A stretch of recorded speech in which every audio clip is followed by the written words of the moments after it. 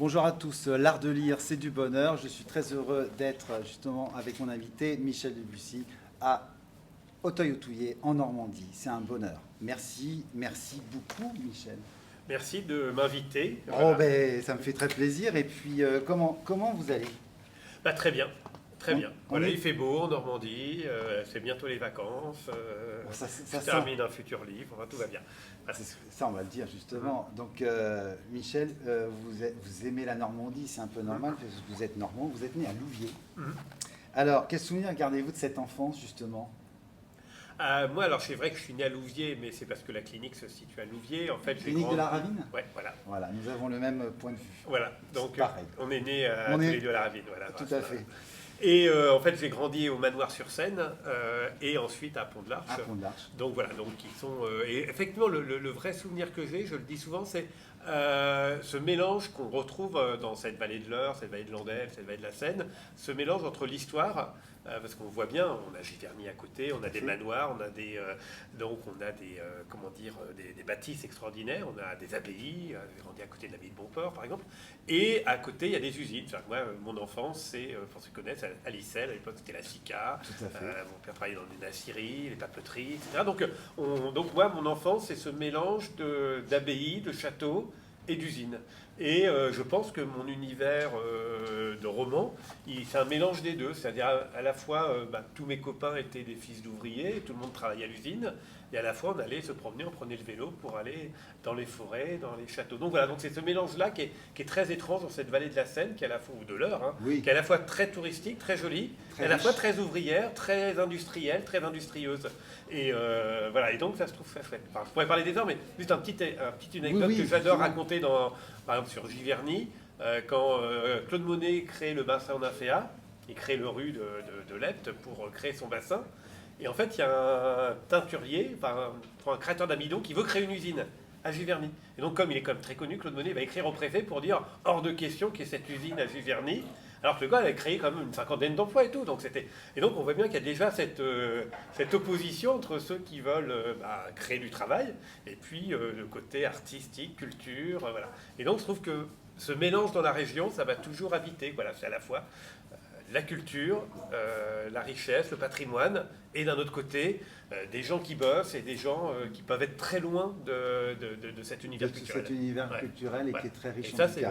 c'est un peu à mon enfance. Ça. Eh oui, ben, on a le même point de vue en tout cas, ça me touche énormément. Vous êtes à la Normandie, vous étudiez à Rouen, professeur de géographie à Rouen et aussi spécialiste en géographie électorale. Vous êtes devenu professeur, c'est une vocation ou pas du tout?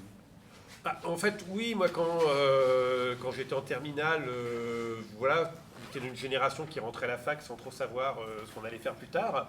Et je me suis dit, je vais finir prof de collège ou de lycée au mieux.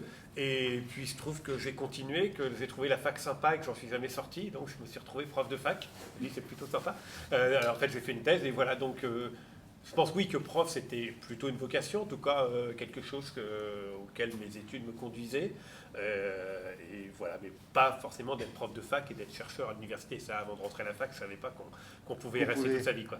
Oui, Mais qu'en étudiant, on trouve que c'est plutôt pas mal d'être à la fac, quoi. On n'a Ouais. pas forcément envie de... C'est J'en ai des- connu beaucoup d'étudiants comme ça qui avaient envie de rester à la fac. Ils disaient, mais un jour, quand même, il va falloir aller voir... des années fac. travailler quand même, Voilà. il y a autre chose. Eh oui. Mais les étudiants, ils n'ont pas trop envie des fois. Puis Ça a souvent, changé, ça a changé Puis il y a maintenant. des parents qui nous disent, allez, Ah, mais ça a suivre le changé chemin. maintenant, c'est Parcoursup, C'est voilà, plus du tout la même maintenant, chose. non, maintenant, il faut trouver un boulot. Nous venons de fêter les 80 ans du débarquement en Normandie. Votre premier roman se situe à l'époque sur le débarquement. Mm. Alors, refusé par les éditions. Mm. Ça a été un chemin parcouru très dur ou une anecdote sur ce... Parce que là, à la date d'aujourd'hui, c'est des millions de livres. Mm. Et là, vous êtes refusé par un éditeur Ouais. par rapport au débarquement en Normandie. Grande différence avec Bernard, hein, qui a été accepté Accepté tout dès de son suite. premier. Voilà, je suis très jaloux de lui. Non, mais c'est marrant les parcours parce qu'effectivement, Ouais. voilà, moi non, j'ai pas eu ce talent-là et effectivement, mon roman a été. En fait, l'anecdote, c'est à l'époque, j'étais jeune, j'avais pas beaucoup de sous, donc je suis monté à Paris avec un sac à dos. Et j'avais une quinzaine de volumes dans des enveloppes et j'ai fait rue Saint-Père, rue du Super-Midi. J'allais dans les maisons d'édition Totalement et Saint-Germain-des-Prés. et je portais mon truc et voilà, ils m'ont jamais vraiment recontacté ou des lettres standards. Donc, voilà. Ils doivent en pleurer maintenant. Ouais, je sais pas, parce que comment dire, c'est très très compliqué, je pense, pour un éditeur d'anticiper un succès. Je pense que les éditeurs, ils ont déjà ils publient assez peu de nouveaux romans, de premiers romans, à part effectivement plutôt dans la littérature blanche. Et en plus, chaque éditeur a quand même son créneau. Donc, pour peu qu'on fasse un truc qui est un peu en dehors des créneaux, comme ce que je faisais, qui était du polar sans être complètement du polar, je pense que très vite on se dit dans quelle case on va ranger ça. Puis si ça rentre pas trop dans des cases, ça part très vite ailleurs. Donc, puis bon, voilà, ils en reçoivent, je sais pas, 500 par jour. Enfin, ils reçoivent tellement de manuscrits que forcément, ça se joue sur un détail. Quoi. Oui, Voilà, sur un petit détail. voilà, donc non, j'ai pas du tout d'aigreur par rapport à ça. Je suis moi persuadé qu'il y a des centaines de chefs-d'œuvre qui dorment dans des tiroirs, qui ne seront jamais publiés, et que si le destin avait basculé autrement, leur livre aurait pu être publié, et peut-être que leur livre serait devenu un best-seller. Alors justement, je voudrais poser la question, qu'est-ce que vous pourriez dire aux jeunes auteurs à la date d'aujourd'hui? Ne pas désespérer, ne pas lâcher? Ouais, enfin c'est ça, c'est toujours les mêmes conseils, mais c'est un peu ce qu'a dit Bernard tout à l'heure, c'est-à-dire, beaucoup de travail, énormément de travail, de ne rendre un truc que si on pense qu'il est parfait, donc ça veut dire le réécrire des dizaines de fois, le faire lire, accepter les conseils, accepter les critiques, être capable de tout recommencer. Donc voilà, parce qu'on a une chance peut-être sur 1000, sur 10 000, sur 100 000, donc il faut s'il y a le moindre petit détail qui cloche, c'est foutu. C'est foutu. Voilà, et puis après, la persévérance, hein, c'est sûr, c'est si ça marche pas du premier coup, il faut recommencer. On a une vie pour être publié. On a ce point commun avec Bernard, par exemple, d'avoir été publié assez tard dans notre vie. Ouais. Donc la preuve qu'il ne faut pas désespérer et que... Il faut persévérer. Donc c'est ce que je dis, je vois des jeunes de 15 ans, 18 ans qui disent « Ah, j'écris, etc. » Je dis « C'est super, mais si vous n'êtes pas publié à 20 ans, paniquez pas, quoi. Vivez votre vie et continuez d'avoir votre passion. Et si ça se trouve, l'édition, le livre, ça arrivera au moment où vous y attendez le moins. Voilà, perdez pas votre passion en route, mais continuez de vivre aussi. C'est comme les acteurs, il n'y a pas d'âge. Ouais, je pense, c'est une part de... C'est ce côté un petit peu vendange tardive. C'est mignon. Oui, puis il y a une part de hasard, c'est-à-dire qu'il faut... le hasard, il faut toujours le provoquer. Oui. C'est sûr, si on ne joue pas, on ne peut pas gagner. Et donc il faut jouer souvent, mais il faut avoir conscience que quand on joue, c'est miser, et on n'est jamais sûr, effectivement, qu'on va gagner le gros lot. Mais si on ne mise pas, on ne peut pas gagner. Donc, plus on mise, plus on maximise ses chances. Exactement. Professeur de géographie, vous a-t-il aidé à écrire? Est-ce que c'est complémentaire, justement, pour en arriver à tous ces romans? Je pense que ce qui m'a aidé, c'est effectivement quand j'ai écrit une thèse, j'avais écrit des bouquins un peu sérieux, etc. Ça aide à structurer une pensée, à se dire tiens, écrire un truc de 400 pages, ça me fait pas peur parce que j'ai déjà fait. Donc c'est vrai que j'avais déjà cette habitude d'écrire. Après non, l'écriture de fiction n'a rien à voir avec une écriture académique, scientifique. C'est même tout l'inverse. Tout l'inverse, et il faut pratiquement tout oublier. Enfin, si on commence à écrire une fiction en se disant je vais faire mon prof, ça marche pas et les lecteurs vont s'en apercevoir tout de suite. Et puis après, oui, le côté géographe, ça m'aide à vulgariser, c'est-à-dire que j'étais 30 ans à la fac à peu près, et donc je vais passer mon temps finalement à lire des articles scientifiques, à lire des sociologues, des historiens, des économistes. Donc ça aide finalement à digérer beaucoup d'informations quand on traite d'un sujet, et à le digérer très vite, à essayer d'en tirer un peu une synthèse, et éventuellement après de s'en servir pour le livre. Donc c'est ça qui m'aide finalement, mais sans doute que plein d'autres auteurs qui n'ont pas été à la fac peuvent le faire tout aussi bien. Et donc en tout cas, moi c'est quelque chose qui ne m'a pas fait peur de me dire j'ai une pile de bouquins à lire, c'est des choses auxquelles a priori je ne connais absolument rien, oui. Eh bien je me plonge dedans et il faut qu'au bout de quelques mois, j'ai à peu près compris de quoi ça parle. Oui. Et voilà, quand j'écris sur les migrants, j'ai lu plein de choses sur les migrants, sur les migrations internationales, etc. Bon, il fallait que je me dise à la fin, il faut que je sois calé sur le sujet et que je raconte pas n'importe quoi. Bon. Il fallait vraiment rentrer dans le sujet. Et justement, parce que justement, c'est ce qui est extraordinaire dans vos livres, Michel, c'est que c'est un détail près. Vous rentrez dans une ville, dans un village, vous avez un détail de chaque rue, de chaque commerce, de chaque endroit. C'est tous les lieux avec des gens. Comment vous faiêtre pour aller découper directement ça? En fait, moi, je crois qu'il y a une grande part d'illusion là-dessus, parce que je prends l'exemple de Nymphéa Noire, qui est le roman qui se passe pas loin d'ici. Tout le monde me dit c'est super, Nymphéa Noire, on est dans Giverny, on se balade, etc. Et quand je reprends Nymphéa Noire, franchement, il n'y a vraiment pas tant de descriptions que ça. Il y en a quelques-unes. Peut-être parce que les gens Oui, mais qui il y en le a pas lisent tant le que ça. connaissent. Effectivement, il n'y en a pas tant que ça. Il y en a quelques-unes que j'essaye d'avoir bien placées au bon endroit. Mais quand j'écrivais un affaire noire, je me dis, il ne faut surtout pas que je tombe dans la carte postale et que toutes les 3 pages, je fasse un personnage qui, mon Dieu, comme c'est beau, mon Dieu, comme c'est extraordinaire, mon Dieu, comme je suis dans le temple de l'impressionnisme. Il faut à tout prix qu'il y ait des petites touches, mais que le lecteur, il ait quoi imaginer. Je me dis, Giverny se suffit lui-même. Vous dites Giverny, Nymphéa, c'est bon, il y a les images, elles sont là. Donc en permanence, je me disais, attention, n'en donne pas trop, n'en mets pas trop, écrase pas le... Voilà, c'est exactement comme un peintre qui se dit à un moment donné, attention, il ne faut pas en mettre de trop. Alors, voilà, c'est l'impression, il faut suggérer. Pour ceux qui veulent, relisez-les. Il n'y en a pas tant que ça, et en plus, j'en ai retiré beaucoup, notamment dès que je tombais un peu trop dans un truc un peu trop lyrique sur la beauté de Giverny, il fallait rester... Voilà. Écrire, c'est suggérer. Il faut vraiment toujours faire confiance au lecteur. Le lecteur, ce qu'il aime dans la lecture, c'est faire travailler son imaginaire. Donc si vous êtes dans un lieu un peu connu ou qui a déjà des images, il faut les mobiliser, mais ça ne sert à rien de répéter la carte postale de ce que les gens connaissent déjà. Donc Nymphéa Noir, il faut le relire autrement. Oui, par exemple, mais c'est pareil pour d'autres romans. Mais bien sûr. Quand je me dis, effectivement, je me dis, ok, tu as passé du temps sur place, tu as lu plein de livres, tu as pris plein de photos, etc. Et après, il faut arriver un peu à se détacher, ou trouver juste les détails suffisants pour voilà, faire déclencher comme ça les capteurs imaginaires chez le lecteur.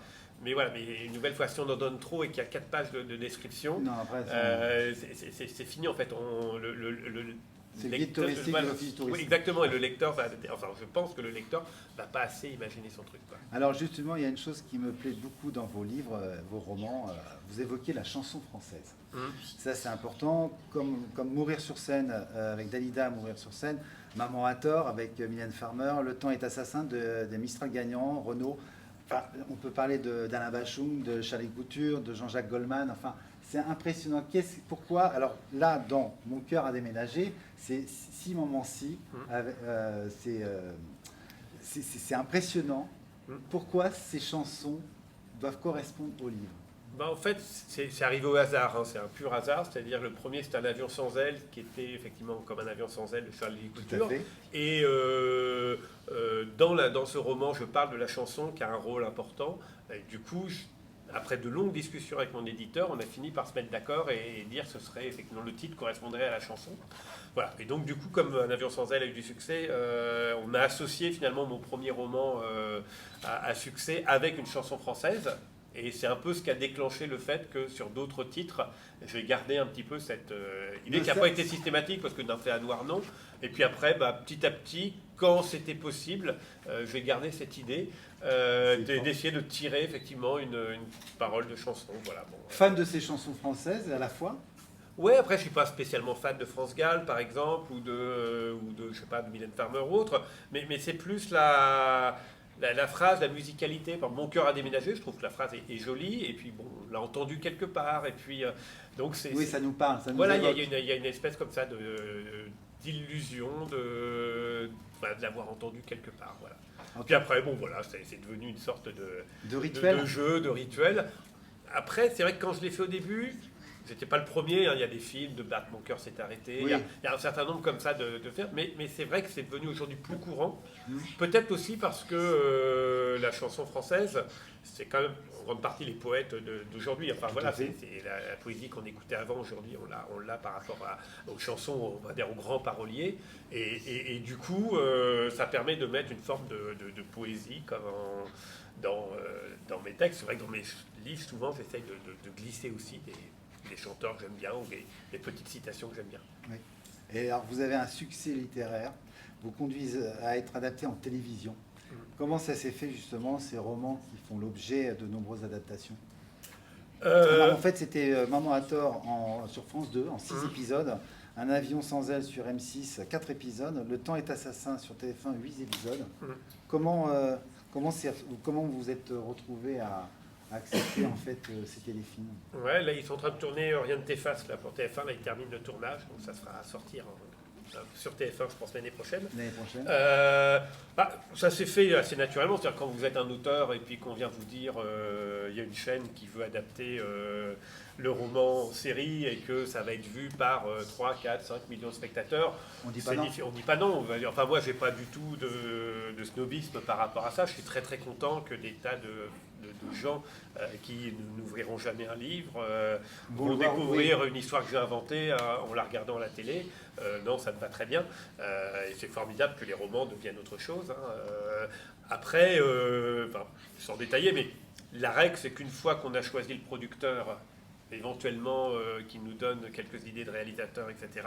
Après, une fois qu'on a signé, c'est un blanc-seing pour que les chaînes de télé, le producteur, le réalisateur, les acteurs fassent absolument ce qu'ils veulent avec le roman. Avec le roman, ils ont un peu quartier libre, on va dire. Ouais, ils ont quartier libre. Après, on essaye, maintenant j'ai un peu l'habitude, donc j'essaye de verrouiller le maximum de choses au départ, mais une fois que ça a été verrouillé, ils font effectivement ce qu'ils veulent, notamment parce que, quelque part, personne ne fait ce qu'il veut. C'est la chaîne a ses contraintes d'audience, le producteur a ses contraintes dessous, le réalisateur a ses contraintes artistiques, le scénariste, c'est aussi ses contraintes de scénario, les acteurs ont leurs contraintes en disant ah oui mais ça je veux plus de... Voilà, donc tout le monde a ses contraintes, donc au final un téléfilm ou une série ou un film c'est un compromis entre beaucoup de contraintes, et puis il y a l'auteur derrière qui arrive aussi à dire ouais mais moi voilà. Mais moi je veux quand même qu'on respecte certaines choses. Donc je prends un exemple très vite pour Rien de t'efface par exemple qui est tourné là en Auvergne. Bon, ils ont changé pas mal de trucs, le scénario me plaît bien quand même, mais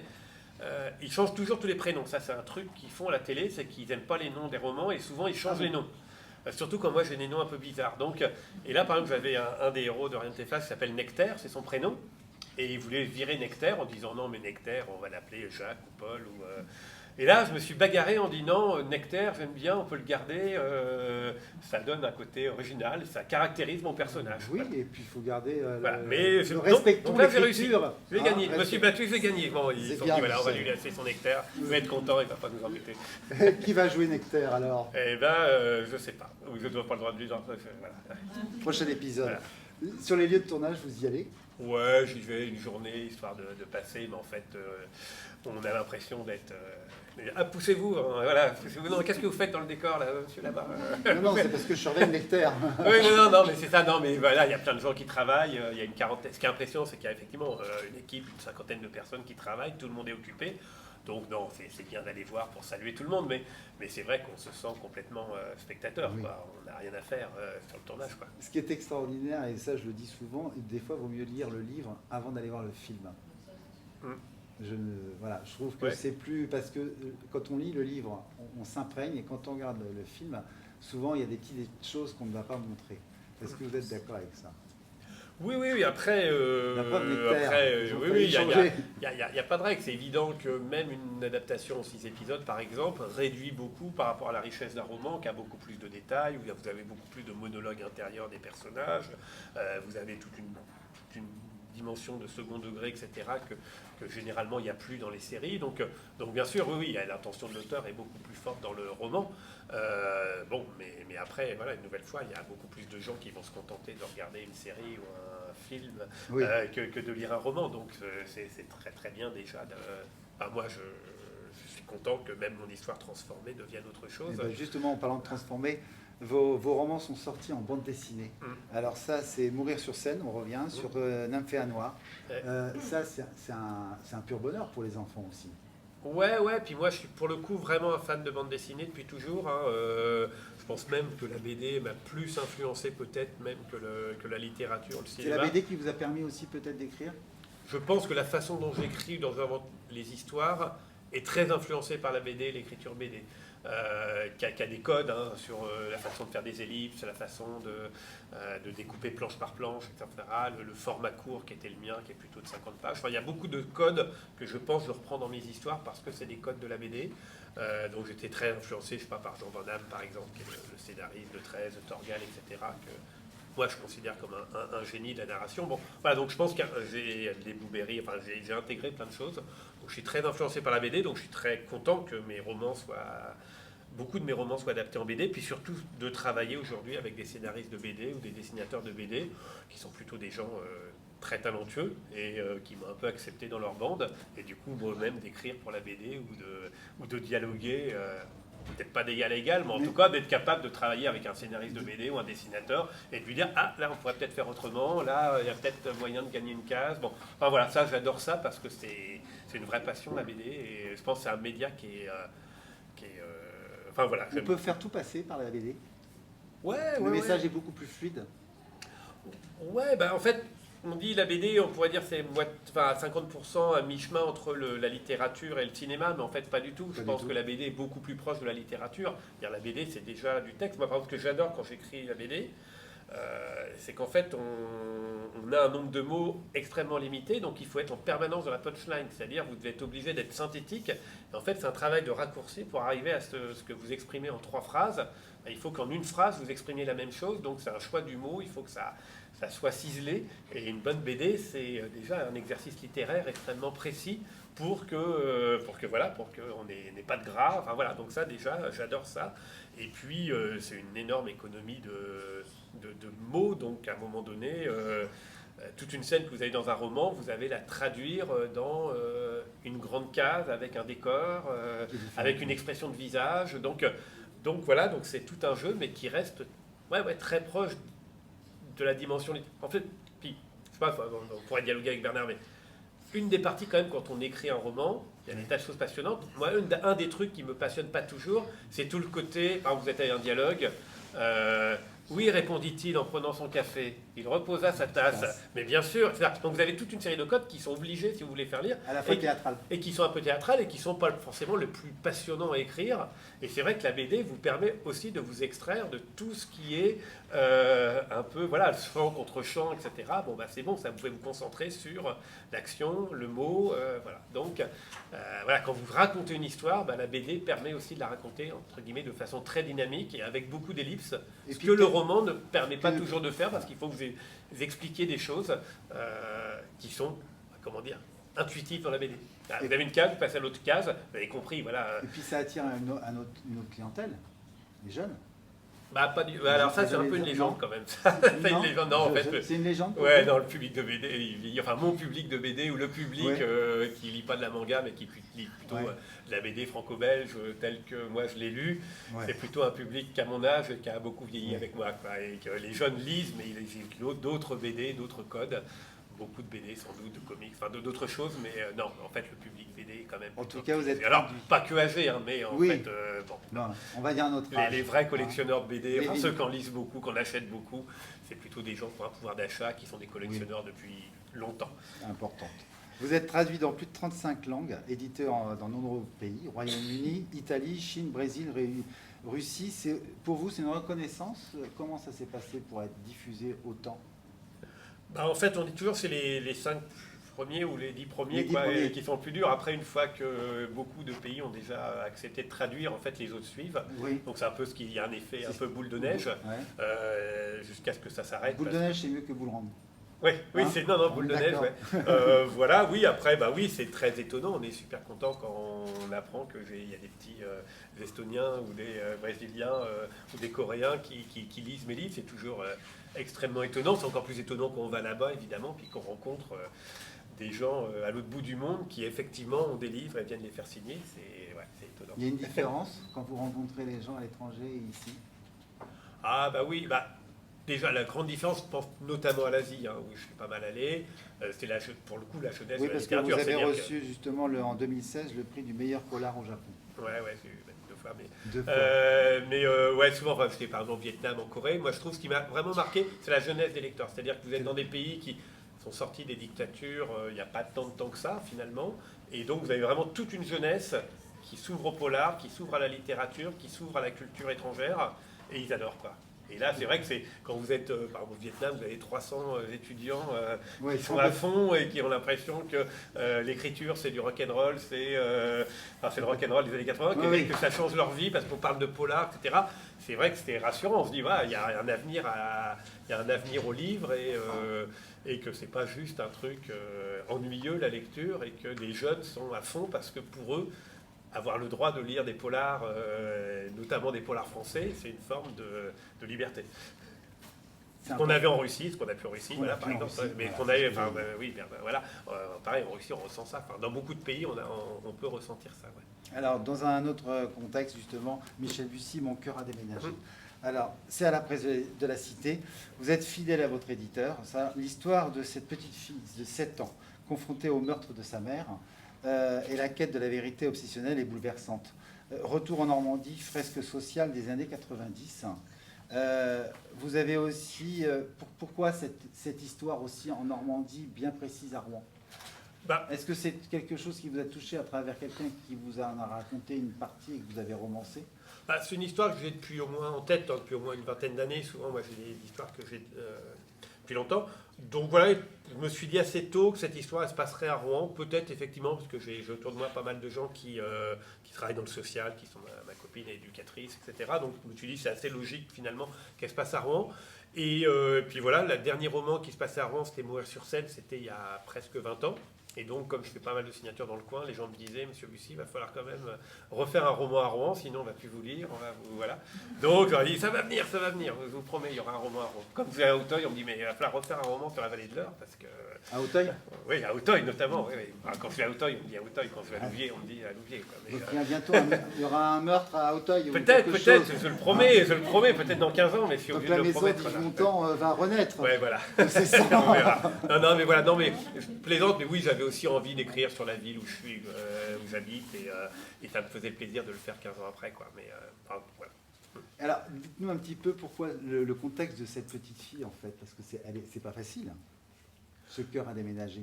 Ouais, c'est un récit de vengeance. Moi, je voulais faire mon récit de vengeance. On a tous, nous les Polar 2, il y a des codes. Il y a le récit de vengeance, il y a le récit de, je sais pas, le post-mortem, il y a le tueur en série. Enfin voilà, il y a comme ça des codes et le récit de vengeance en fait partie. J'avais envie de faire un récit de vengeance.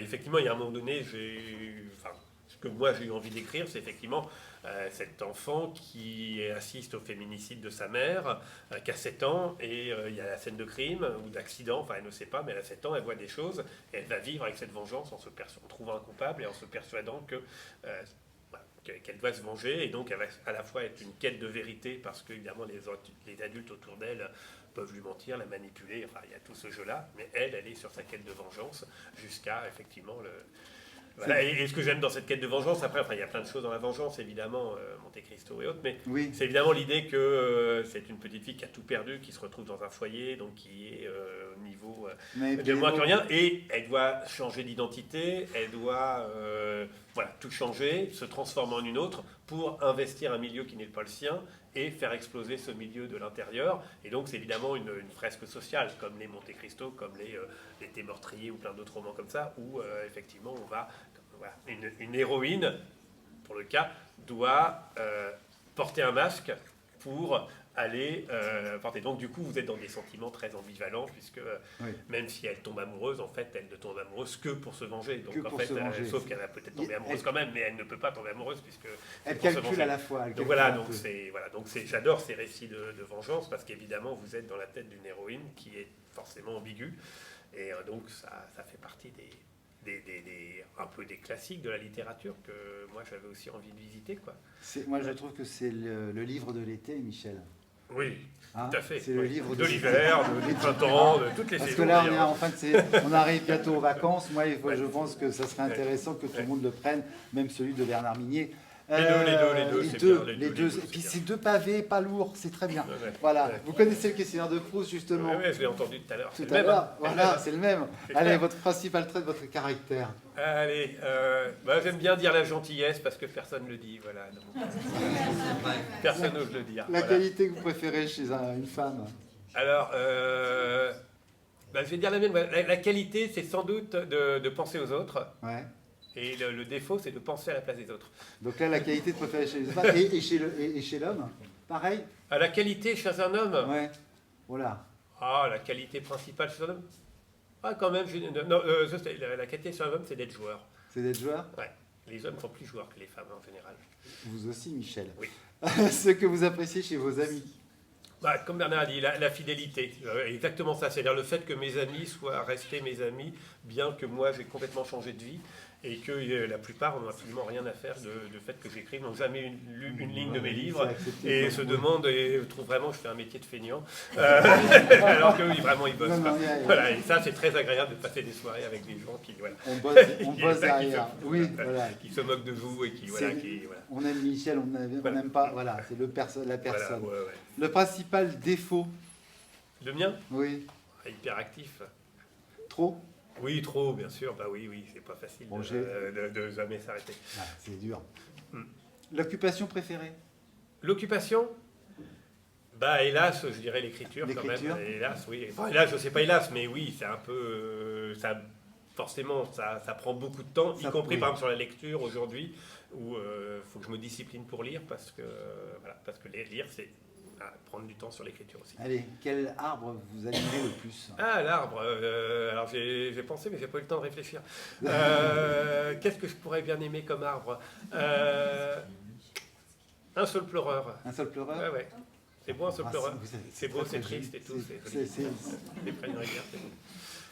Votre fleur préférée? Je suis obligé de dire les nymphéas parce que voilà. Y a-t-il quelqu'un dans la salle? Les nymphéas, mais oui. Votre couleur préférée? Le rouge. Le rouge. Votre sport préféré? Le ping-pong. Je suis même venu à Auteuil jouer, battre le club d'Auteuil-Touilly quand il y en avait encore un. Ah. Votre peintre préféré? Je pourrais dire évidemment quand même Monet, même si au final c'est pas forcément... non, mais je vais dire Claude Monet quand même, parce qu'il y a quand même une histoire. On a une histoire en commun avec ce bon vieux Claude. Non, ce qui est marrant, je vais dire un petit truc sur le fleur. Après, l'impressionnisme, maintenant, voilà, c'est tellement tarte à la crème, c'est tellement sur toutes les boîtes de chocolat, etc., qu'évidemment, ça fait un peu bateau de dire ça. Néanmoins, pas oublier quand même que c'est une vraie révolution à un moment donné. Et ce que j'aime bien chez Claude Monet, qui est un bonhomme un peu, raisonnable. Enfin, c'est vrai, si on compare à Van Gogh, à Picasso, etc., il est très lisse, il est très... Voilà. Et c'est quand même un gars qui s'est enfermé pendant plus de 30 ans, 35 ans de sa vie pour peindre des nénuphars jour et nuit, quoi. Alors que c'était une célébrité, vraiment à l'époque, et il se dit non mais c'est fini, moi je vais peindre mes nymphéas jour et nuit, quoi. Donc il avait quand même une forme de folie et de génie absolu. Il était dans son truc. Voilà, donc ça c'est quand même épatant, quoi. Donc je trouve d'ailleurs qu'il a été un peu sous-exploité par la fiction, Claude Monet. Il y aurait des trucs à dire sur lui. C'est quand même il y a plein un de gars choses. Un peu spécial, quoi. Et il a dû peindre en musique. Alors votre musicien préféré? Musicien ou chanteur? Chanteur. Ouais, je vais dire les Beatles quand même. Les Beatles, quand ça même. c'est votre... la Madeleine.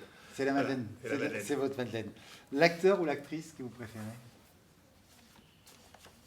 Eh ben, je vais dire Anne Charrier, parce qu'elle a très bien joué dans Maman à tort. Elle a super bien interprété ma commandante, et puis elle va jouer dans une autre de mes séries bientôt, et je suis très content. Je viens d'avoir la nouvelle il n'y a pas longtemps, et j'étais super content qu'elle accepte de jouer le premier rôle d'une de mes séries. Ah bah ça c'est voilà. C'est top. Donc là, oui, bientôt là en plus. Ouais, enfin c'est autre chose, c'est un projet un peu secret, mais secret, c'est un projet qui est en cours, mais en tout cas elle vient de dire oui pour ce projet.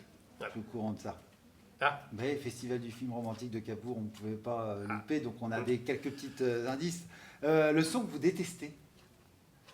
Le son? La tondeuse à gazon. C'est terrible en Normandie, la tondeuse à gazon. Il fait beau une fois tous les 15 jours, et dès qu'il fait beau, tous les voisins tombent de leur gazon. Enfin, moi aussi, enfin tout le monde. Donc c'est horrible. Et le bruit que vous aimez? Le bruit que j'aime... ça, le bruit que j'aime. Ça peut être sympa parce que j'ai un acteur qui m'a dit le matin, vous savez, les oiseaux. Oui, les oiseaux du matin, ça c'est bien pour un écrivain, c'est pas mal. Non, allez, dis dans le bruit que j'aime, allez, mon chat qui pleure et qui me... non, mais quand vous êtes écrivain, vous êtes tranquille chez vous, il n'y a que quelqu'un qui vient vous embêter, c'est le chat, quoi. Voilà, qui pleure, qui passe son temps à vous dire, mais qu'est-ce qu'il fait? C'est de l'amour. C'est de l'amour. Voilà, donc c'est mon chat qui pleure. Le mot que vous détestez? Le mot que je vais détester. Tiens, je vais dire un truc. Frontière. Frontière? Frontière. Il n'y a pas de frontière? J'aimerais bien qu'il n'y en ait pas. Hein? Tous les êtres humains. Oui. Et votre mot préféré? J'aime bien fantaisie, moi. J'aime bien fantaisie, je trouve que c'est joli. Et puis, voilà, c'est bien que la vie... C'est de la fantaisie. C'est de la joie, c'est ensoleillé. Fantaisie, je sais pas ce que... Ouais, c'est plein de choses à la fois, la fantaisie, enfin, ça peut être... Ouais.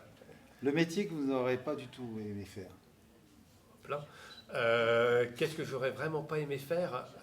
Un métier de bricolage. Voilà. Non, bricoleur, non, ça non. Bricoleur. Ah non, j'aurais pas pu ça. Non, non, ça... Le bricoleur du dimanche. Ah non, même pas. Même Non, pas. ça, je ne suis devenu écrivain que justement pour que je puisse dire à des gens qui savent bricoler, faites-le à ma place. Et ça c'est bien parce que quand quand vous avez des artisans qui viennent, que vous êtes écrivain, ils se comprennent, ils disent oh lui il doit rien comprendre, je vais pas l'emmerder avec avec plateau comme ça, ils ont vite compris que lui il parlait chinois. Quoi. Le don de la nature que vous auriez aimé avoir. Je veux dire la téléportation. J'ai écrit là-dessus et voilà, ça aurait été sympa de pouvoir d'avoir le don de se Joséphine Ange Gardien. Elle se téléporte. Hein? Elle se téléporte, Joséphine, je sais pas. Hein? On peut faire ça? Quand Star Trek plutôt, ouais. Non, mais la téléportation au sens où, voilà, le fait de pouvoir être partout. Enfin voilà, téléportation. Votre devise? Alors je dis souvent, c'est vrai que c'est une question qu'on pose. Alors c'est tiré de Bruce Springsteen, Trends like us, baby, we are born to run. C'est-à-dire, ça veut dire mon amour, des mendiants comme nous sommes nés pour courir. Voilà, donc on n'est que des mendiants, on n'est pas grand-chose, donc autant courir. Vous aimez la musique, en tout cas, vous aimez les mots. Le bonheur, c'est quoi pour vous? Le bonheur, pour moi, le bonheur, il est quelque part forcément mélancolique. Oui. Ouais, pour moi, le bonheur, c'est de la mélancolie. C'est le bonheur. Il a fait une phrase comme ça, c'est le bonheur, ça se regarde dans le rétroviseur, c'est ça. Oui, c'est ça. Je crois que c'est Kelfa qui a dit ça. Enfin, le bonheur, c'est ça. Voilà. Le bonheur, on le voit dans le rétroviseur. Merci Michel Bussy. Merci à tous. On se dit à très très bientôt. Ciao, ciao, ciao.